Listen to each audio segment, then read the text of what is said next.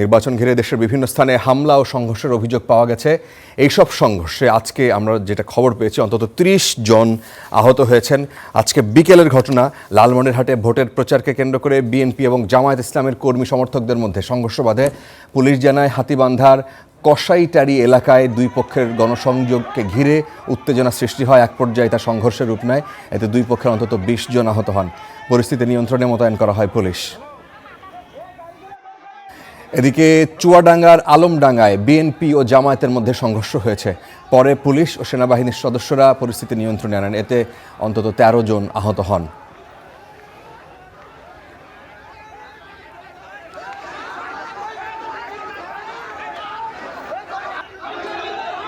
খবর এসেছে লক্ষ্মীপুর থেকে। লক্ষ্মীপুর ২ আসনে জামায়াত ইসলামীর নারী কর্মীদের প্রচারকে ঘিরে বিএনপি ও জামায়াতের সমর্থকদের মধ্যে সংঘর্ষের ঘটনার খবরও আমরা পেয়েছি।